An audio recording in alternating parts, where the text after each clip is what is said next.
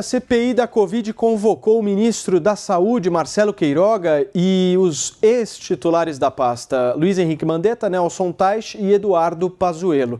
Os senadores também decidiram chamar o presidente da Anvisa, Antônio Barra Torres.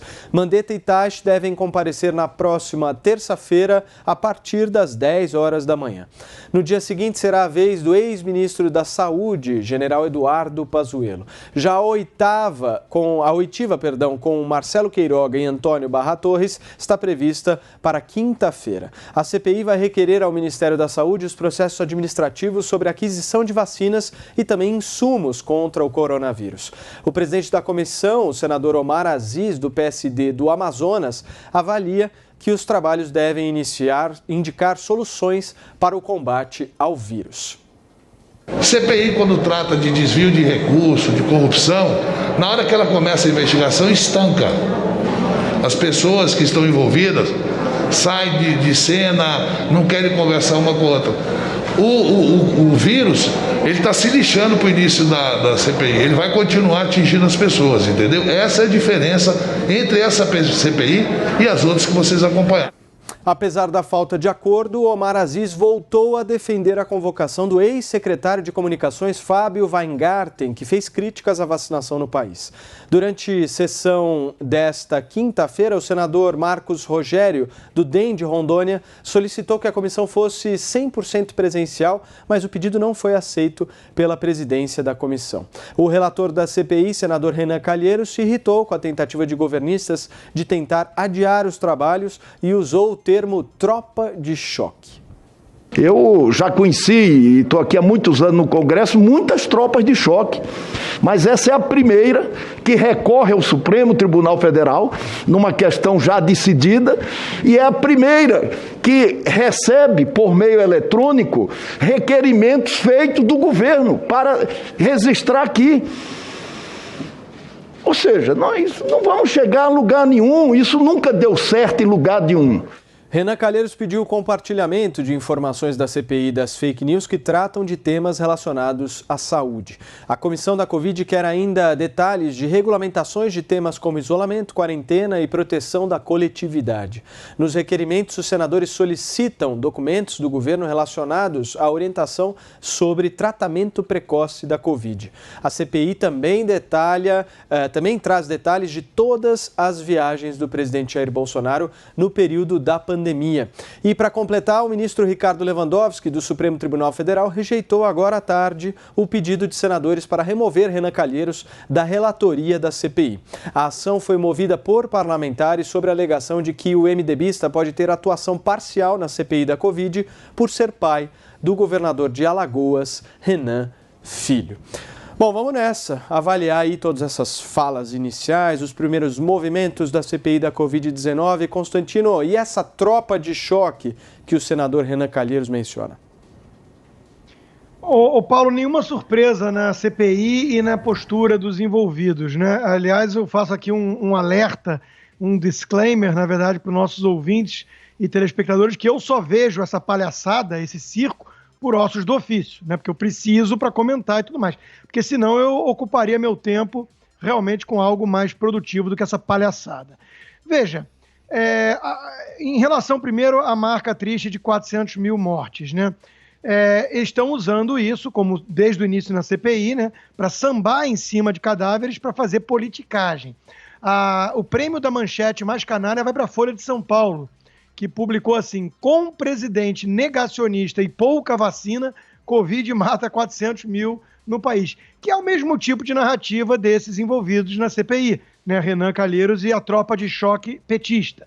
Né? Já sabem quem é o culpado, querem criar uma narrativa, vai na mesma linha do que o Marcelo Freixo, do PSOL, também escreveu hoje, todos eles culpando o presidente. Veja, se a gente precisa de uma CPI para achar o culpado por essas mortes, suspende as CPIs, vamos parar de gastar dinheiro com isso, e a gente já tem a resposta, chama-se vírus chinês, o mesmo responsável pelas mortes no Uruguai, na Argentina, no Canadá, nos Estados Unidos, na Europa, na Índia e por aí vai.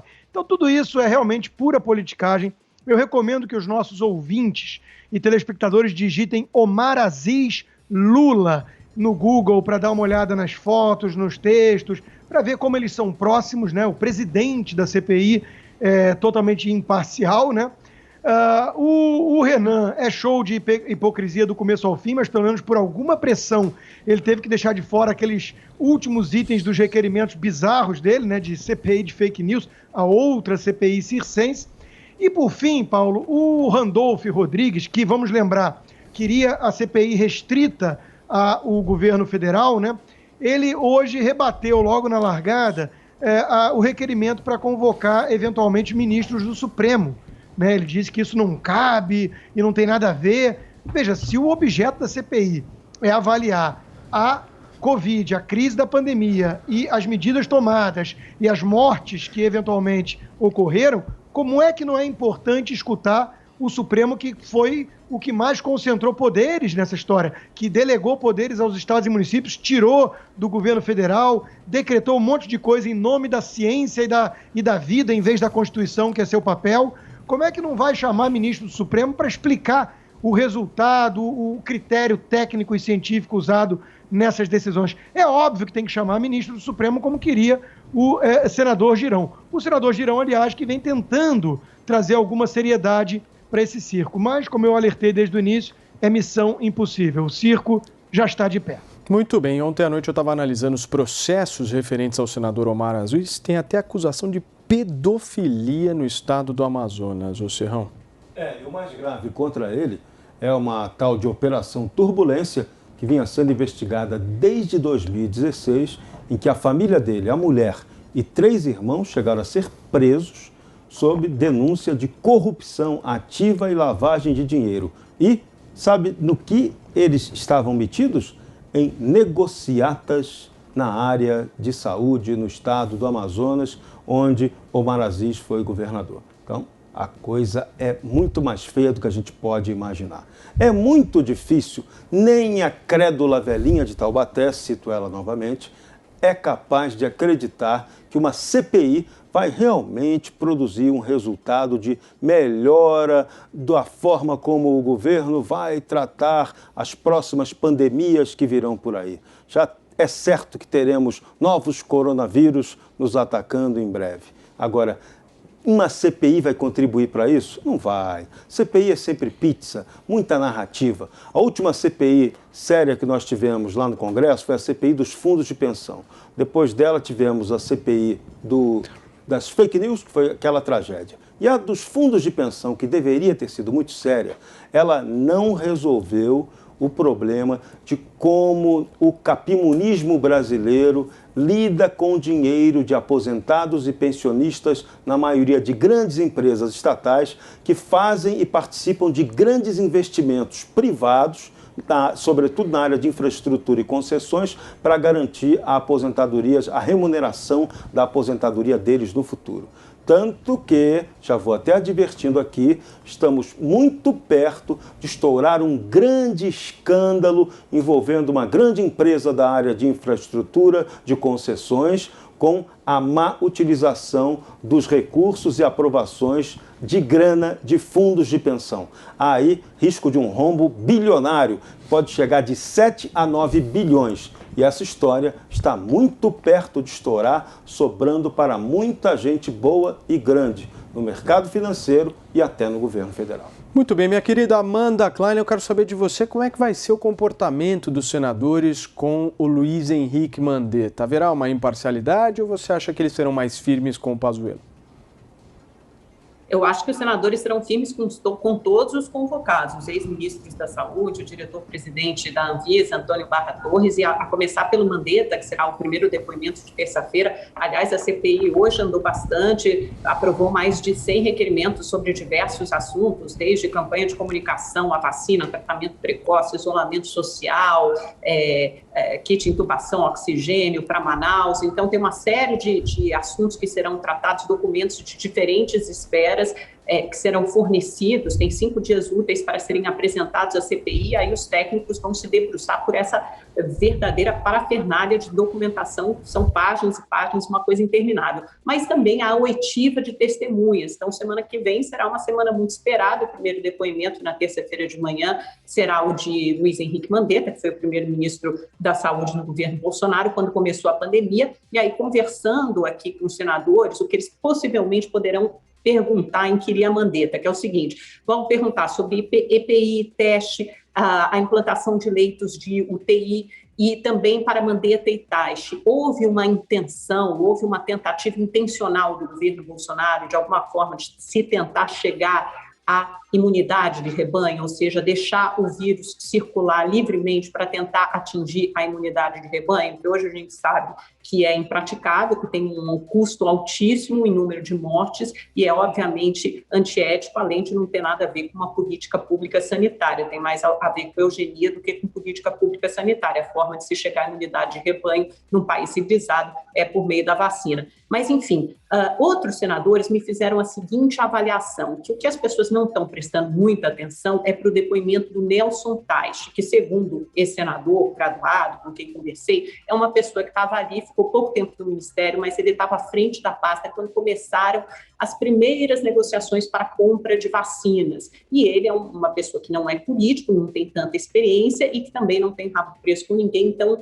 estaria aberto a falar e até fazer revelações importantes. Então, esse senador, por exemplo, está com uma expectativa grande para o que possa ser dito pelo ex-ministro Nelson Taixe. E ele me disse também que o principal foco vai ser siga a vacina. Eles querem esmiuçar, tentar entender, recontar essa história de como foi a compra pela vacina, todos os contratos, todas as negociações, todos os contatos feitos com diferentes fabricantes. E esse mesmo senador me disse, olha, pode ter certeza que a partir do próximo dia 10, né, então sem ser a próxima semana a outra, serão convocados tanto o ex-secretário de comunicação, Fábio Weingarten, como o CEO da Pfizer. Então eles estão incluídos aí dessa missão. Agora, por outro lado, os senadores governistas também, né, que fazem parte dos 4 senadores da tropa de choque do governo, eles também conseguiram aprovar alguns requerimentos. Por exemplo, o senador Eduardo Girão me enviou vários requerimentos que ele aprovou hoje. Um deles pede uma cópia integral ao Ministério Público de todos os procedimentos abertos, criminais e cíveis, para apurar desvios de recursos federais repassados ao Distrito Federal e aos estados. Então, essa vai ser a tática, a estratégia dos senadores governistas, focar nos recursos federais para estados e municípios. Você, Constantino? Não, só para lembrar uma coisa, né, em relação à imunidade de rebanho, que a Amanda rechaçou como uma coisa bárbara, sei lá que país civilizado algum faria, eu quero lembrar que se houvesse esse tipo de estratégia, né, se houve ou se houvesse, tem ou teria respaldo de cientistas, de analistas, de especialistas. E tem um país que não me parece muito bárbaro, chamado Suécia, que foi exatamente por esse caminho. Aliás, a curva é muito parecida à da Inglaterra e com menos mortes. E não fechou nada e apostou, por conta do seu especialista local, que não me parece ser um bolsonarista lá na Suécia, ele apostou exatamente nessa estratégia. Quero lembrar também que genocida, esse tipo de narrativa toda, né, que a gente vê, precisa contar com um fator chamado intenção, dolo, né? Quer dizer, é uma tentativa deliberada de exterminar. Se há especialistas apostando no caminho de imunidade de rebanho, isso não pode ser uma prática considerada genocida nesse sentido, e aí também a Suécia teria que ser colocada como genocídio. Por outro lado, a gente tem certeza, enquanto há muitas dúvidas sobre essas estratégias, a gente tem certeza dos impactos negativos do lockdown, né? Então eu quero só chamar a atenção, porque eu mencionei a manchete que ganhou o prêmio de canalice antes, né, da Folha. Quero chamar a atenção de uma outra manchete do UOL, que é o braço da Folha, né, sobre a questão do lockdown. Sem provas, Bolsonaro atribui perda de empregos a medidas restritivas.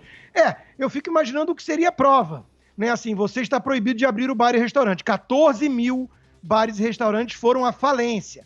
O eufemismo da mídia fala em fecharam, né? Foram à falência, bancarrota, quebraram, né? Se não é culpa das restrições deles abrirem, é de quem? De algum marciano?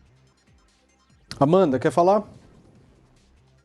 Quero falar que quase 400 mil pessoas morreram, né? Se 14 mil estabelecimentos foram à falência, 400 mil pessoas no Brasil, mais de 3 milhões no mundo inteiro, morreram.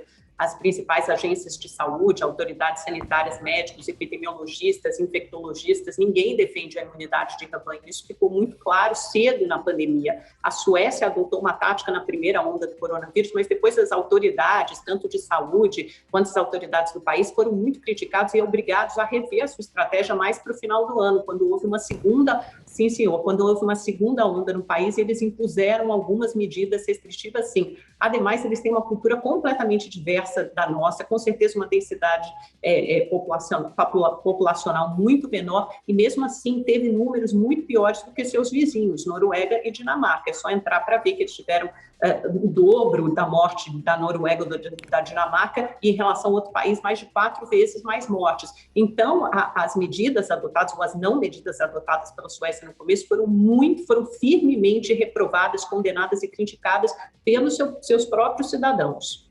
Vai lá, Constantino. Bom, a Suécia manteve tudo aberto o tempo todo. A Dinamarca, sim, tem um problema demográfico muito diferente.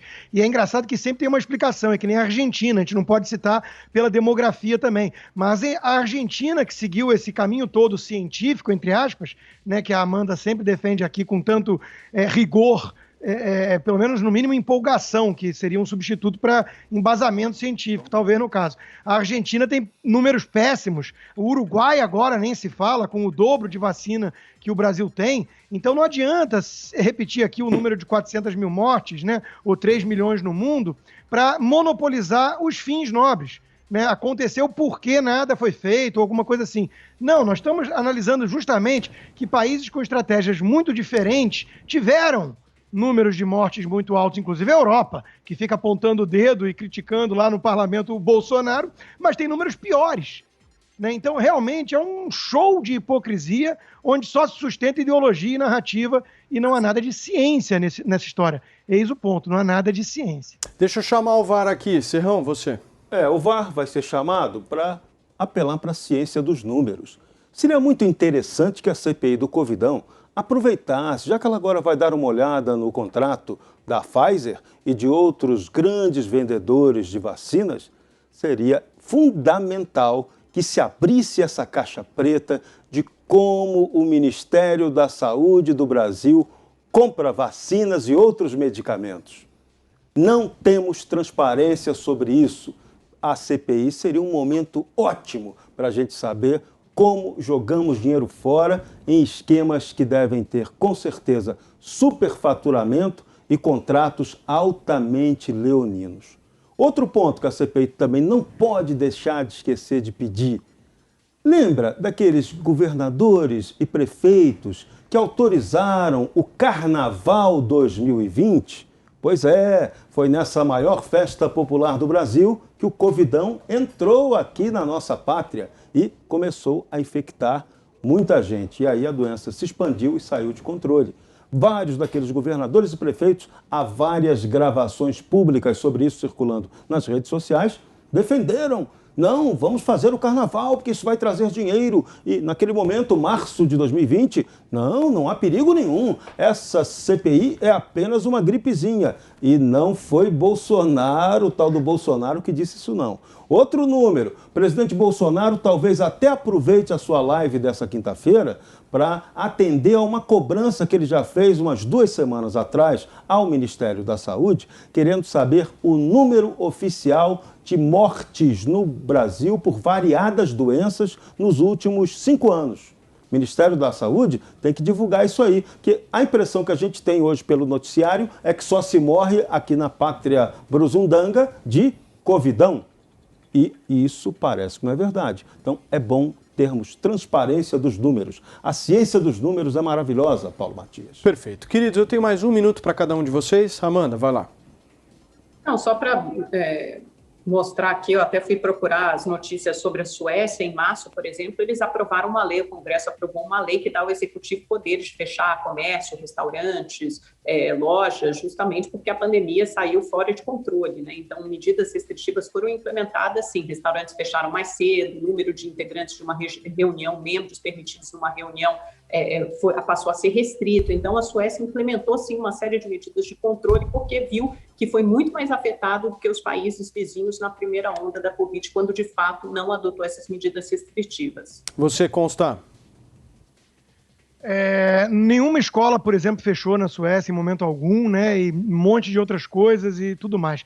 Mas não quero nem insistir nisso, não. Quero dizer só o seguinte: a narrativa de tentar responsabilizar o presidente pelas mortes causadas pelo vírus chinês e as suas variantes, essas podem receber nomes, né, de países, o vírus não, pelo visto, isso aí é a coisa mais abjeta que eu já vi, politiqueira e tosca, né? Veja, 90% dos casos agora em São Paulo identificados tem a P1 como causa, a cepa agressiva nova de Manaus. O Uruguai está tendo o mesmo problema. É disso que se trata, assim como agora o surto na Índia. Então, o resto é realmente politicagem barata e muito desumana. Serrão, para fechar. É isso que tem que ser investigado. O que realmente causou a morte dos brasileiros nos últimos tempos? Foi só Covidão que matou? A gente sabe que não. Então, vamos pensar, sim, uma política pública de saúde séria para esse país, já que todo esse esquema de combate ao Covid, ao vírus que veio da China, mostrou que a gente é muito ruim em política pública de saúde.